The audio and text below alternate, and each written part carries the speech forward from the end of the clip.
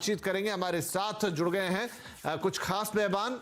कार्यक्रम में शामिल हो रहे हैं इकोनॉमिक और फाइनेंशियल लॉयर राजुल जैन साहब, क्रिप्टो एक्सपर्ट बुधिल व्यास जी और इंटेलीब्लॉक की सीईओ नेहा जैन। आप सभी का बहुत बहुत स्वागत है। तो सब लोग एक्सपर्ट हैं, इसलिए आपके लिए समझना कहना आसान है। मैं थोड़ा और सरल करूंगा इसको दर्शकों के लिए। तो राजुल, कैसे इसको समझे? मैं थोड़ा इसको इस एंगल से देख रहा हूं कि देखिए, अभी अगर मैं यूपीआई या एक ऑनलाइन ट्रांजैक्शन का इस्तेमाल करता हूं तो एक बैंक से पैसा दूसरे बैंक को जाता है, यानी एक बैंक अपना ट्रांसफर करता है दूसरे बैंक को। डेफिनेटली पीछे कोई प्रोसेस चल रही होती होगी, कोई सेटलमेंट हो रहे होते होंगे। क्या वो प्रोसेस, क्या वो सेटलमेंट इस डिजिटल करेंसी में खत्म हो जाएगी?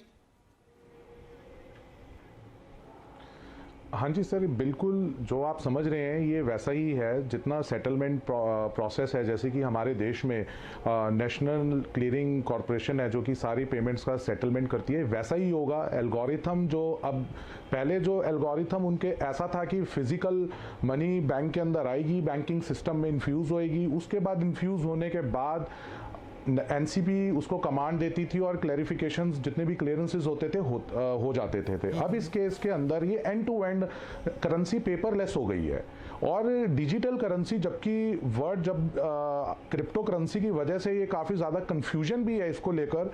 और मैं हालांकि ये बता दूं कि करेंसी वर्ड लीगली यूज़ होना ही नहीं चाहिए कोई भी ऐसी चीज़ में जिसमें लीगल टेंडर ना हो। लीगल टेंडर का मतलब है कि जिसकी किसी देश की सरकार ने उसको लीगली मान्यता ना दी हो। जैसे कि कोई भी करेंसी नोट होता है वो प्रॉमिसरी नोट होता है, अदरवाइज लीगली उसमें अगर दर्शक भी हम देखें कि अगर कोई भी नोट आप अपनी जेब से निकालिए, उस नोट के ऊपर लिखा होगा आरबीआई के गवर्नर द्वारा, आई प्रॉमिस टू पे ₹100। तो इस तरीके की जो चीजें हैं that becomes the legal tender कि एक देश के कॉन्स्टिट्यूशन के अधीन जो भी एक करेंसी है उस करेंसी के ऊपर प्रॉमिस कर रही है गवर्नमेंट। तो अभी क्रिप्टो करेंसीज के केस में जैसे कि इस तरीके का कोई प्रॉमिस नहीं है क्योंकि बीच में कोई फाइनेंशियल इंस्टीट्यूशंस नहीं है। Digital currencies equally same as the normal currency which you are using. जो आपकी जेब में 500 का नोट है या 2000 का नोट है, 100 का नोट है, आप यही समझिए कि बिल्कुल वही चीज है। ये क्लियर कर दूं कि राजुल जो समझाने की कोशिश कर रहे हैं, एक बड़ा डिफरेंस ये है कि क्रिप्टो करेंसी, बिटकॉइन, इथेरियम जो भी है वो लीगल टेंडर नहीं है, लेकिन ये जो सीबीडीसी आया है ये एक प्रॉपर लीगल टेंडर है जिसे भारत का आरबीआई या रिजर्व बैंक ऑफ इंडिया आप तक लेकर आ रहा है। ये एक बहुत बड़ा डिफरेंस है। गॉड, मैं ठीक कह रहा हूं राजुल? बिल्कुल सही सर, आप बिल्कुल सही समझ रहे हैं और ये बहुत बड़ी इनोवेशन है। ऑलरेडी पूरी दुनिया में 60 देश ऐसे हैं जो कि इसी कॉन्सेप्ट पे काम कर रहे हैं और हर देश की अपनी यूनिक रिक्वायरमेंट है। जैसे कि हमारे देश में ये पायलट प्रोजेक्ट चला, इस प्रोजेक्ट के अंदर सेकेंडरी मार्केट्स में कौन सी मार्केट्स हैं? फाइनेंशियल मार्केट्स, जैसे जहां पे शेयर्स का लेन देन है वहां पे इसको एज अ पायलट टेस्टिंग में यूज करेंगे। इसीलिए गवर्नमेंट ने अपने कॉन्सेप्ट नोट में भी बोला कि हम इसको इनिशियली होलसेल ट्रांजेक्शंस के लिए यूज करेंगे। होलसेल ट्रांजैक्शन सेकेंडरी मार्केट्स में जो कि हैं, और रिटेल के लिए हम कुछ महीनों के बाद लेकर आएंगे। ठीक है, तो चलिए ये बात तो साफ हो गई कि एक लीगल टेंडर आया है, यानी कि बिल्कुल एक क्रिप्टो करेंसी जैसा है, लेकिन वहां पर एक कानूनी मान्यता होती नहीं थी। कोई देश दे रहा है, कोई देश नहीं दे रहा है, कोई कंपनी एक्सेप्ट कर रही है, कोई कंपनी एक्सेप्ट नहीं कर रही है, और यही कारण था कि उसमें इतनी वॉलेटिलिटी और तो ट्रेडिंग का एक जरिया बन गई थी। ये बिल्कुल आपकी करेंसी की तरह है, बिल्कुल उसी कॉन्सेप्ट पे चल रही है, उसी टेक्नोलॉजी का इस्तेमाल कर रही है, लेकिन एक लीगल टेंडर है, यानी भारत सरकार इसको मान्यता देती है, भारत का रिजर्व बैंक इसको मान्यता देता है, इसलिए बाकी दुनिया भी इसको उसी तरह से मान्य करेगी। बस ये है कि पीछे की प्रोसेस हो गई थोड़ी कम। बुधिल साहब, एक सवाल अब यहां उठता है, क्या इसके बाद करेंसी छापने का जो काम है, यानी कि आपकी जो अब वो पेपर आप उसमें लगाते हैं, फिजिकल करेंसी छापते हैं, वो कम होगा, वो बोझ घटेगा? दूसरा, जो बैंकिंग के एंड पे जो पूरा एकदम बहुत बड़ा झमेला होता था वो कम होता हुआ नजर आएगा? ये सर ऑब्वियसली, मतलब अब जिस हिसाब से हम लोग ट्रांसफर्स करते हैं, ऑनलाइन ट्रांसफर्स ये होने वाले हैं, तो इसके अंदर सबसे बड़ा जो हमारे पास पॉजिटिव चीज ये आ जाती है कि हमारे पास कॉस्ट ऑफ प्रिंटिंग जो है वो इंडियन गवर्नमेंट की कम हो जाने वाली है। सबसे बड़ी चीज एंड सबसे बड़ा मुद्दा ही यही है इस चीज का, सीबीडीसी को लाने का, कि कॉस्ट ऑफ प्रिंटिंग कम हो जाएगी।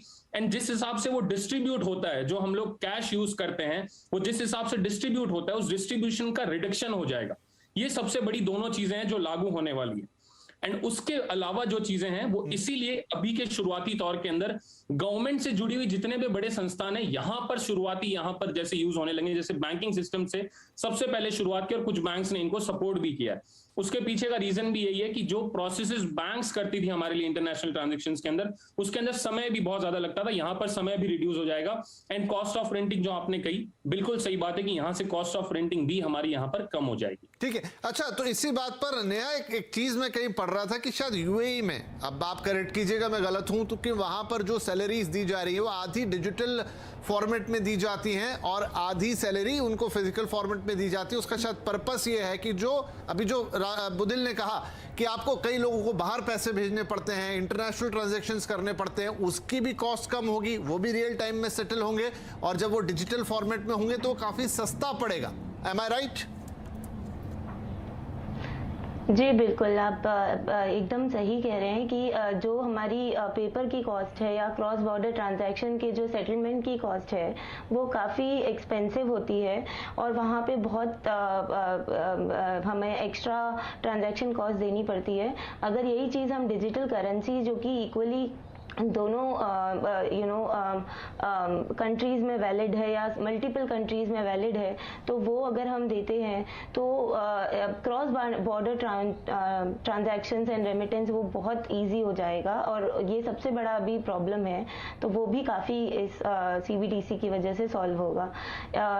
इवन इफ आज जो हमारा जो पायलट प्रोजेक्ट लॉन्च हुआ है सीबीडीसी होलसेल, वो भी इसमें काफ़ी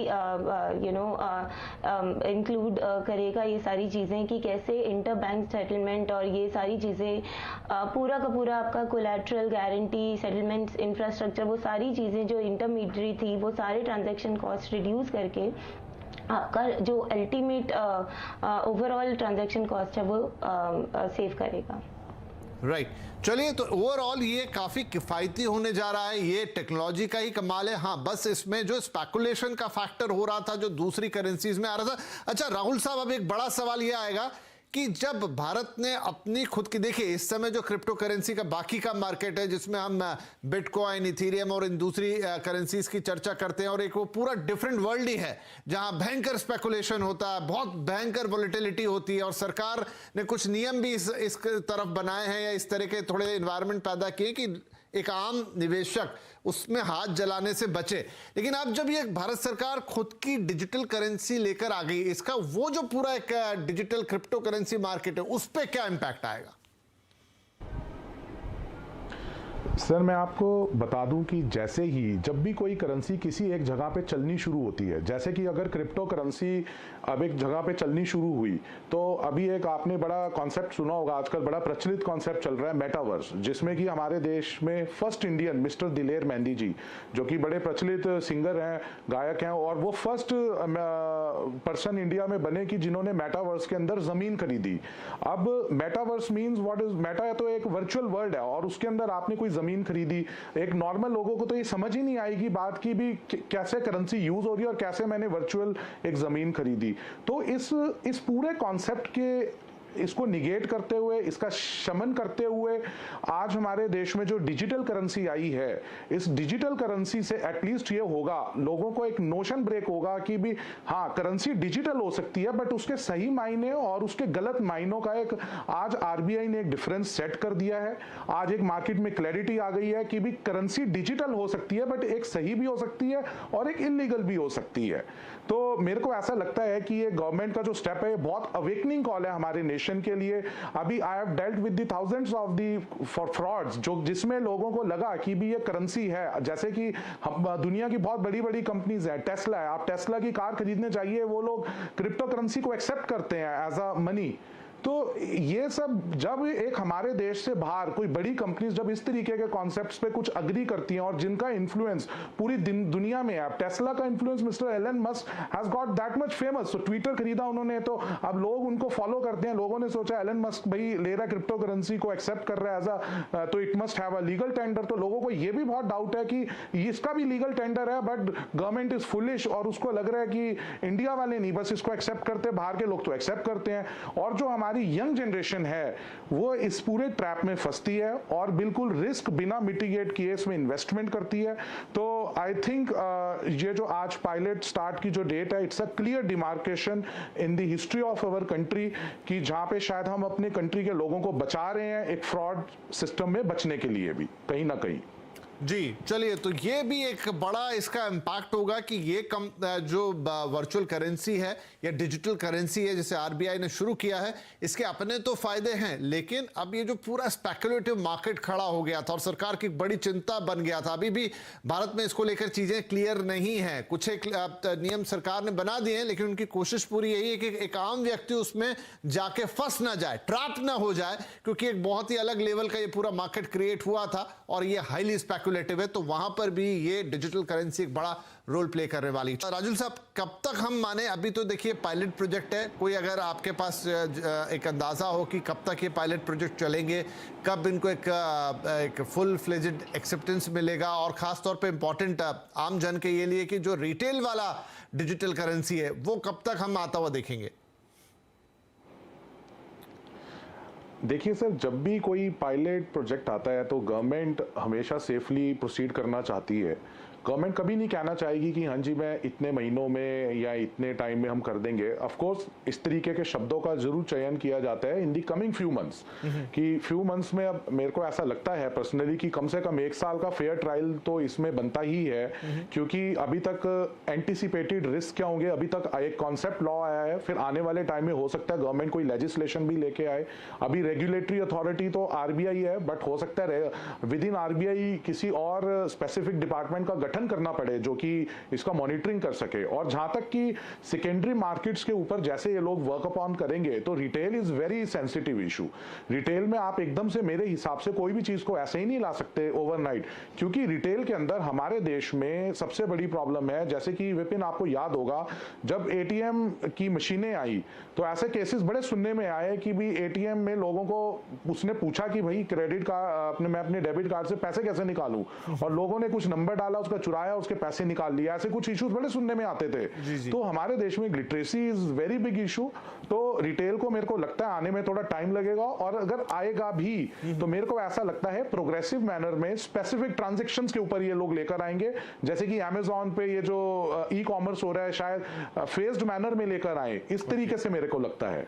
चलिए, तो जो भी है बड़ा इंटरेस्टिंग रहने वाला है, जिस तरीके से पूरा सिनेरियो डिजिटल करेंसी के जरिए बदलेगा। लेन देन के तौर तरीके ऑलरेडी बदल चुके हैं, हम एक यूपीआई युग में तो आ ही गए हैं, लेकिन यहाँ से जो डिजिटल करेंसी का युग है वो बड़ा इंटरेस्टिंग रहने वाला है। चाहे आप कह लीजिए अभी भले पायलट प्रोजेक्ट हो, जैसे हमारे एक्सपर्ट बता रहे कि धीरे धीरे फेज वाइज मैनर्स में ये बढ़ता हुआ नजर आएगा, लेकिन लगता है कि आज से 1-1.5 साल डाउन द लाइन, 2 साल, हम लोगों के पूरे तौर तरीके कॉमर्स के या डे टू डे के ट्रांजैक्शंस के, बैंकिंग के, शायद ये डिजिटल करेंसी बदलने का मादा रखती है। जो ब्लॉकचेन टेक्नोलॉजी जिसकी काफी बातें पहले भी होती रही हैं, तो यहां से हम माने कि आरबीआई की तरफ से सीबीडीसी का इंट्रोडक्शन एक नए युग की शुरुआत है, एक नए तरीके के कॉमर्स और ट्रेड की शुरुआत, एक नई तरीके की करेंसी की शुरुआत है। अब यहां से हम कितना लंबा और किस तरह का सफर तय करेंगे और कितनी बदलेगी इससे हमारी लाइफ, उसकी झलक तो हम एक इमेजिन कर सकते हैं, लेकिन वक्त के साथ वो में एहसास भी होता चलेगा। बहुत शुक्रिया आप तीनों मेहमानों का, बहुत ही अच्छे और सरल ढंग से आपने बताने की कोशिश की है कि डिजिटल करेंसी जो सेंट्रल बैंक लेकर आया है वो कैसी है, क्या है, किस तरीके से क्रिप्टो से अलग है और आपके हमारे लिए वो कैसे काम करेगी। तो आई होप दर्शकों के लिए जानकारी काफी काम आएगी। बहुत शुक्रिया आप तीनों का इस कार्यक्रम में भाग लेने के लिए। नमस्कार।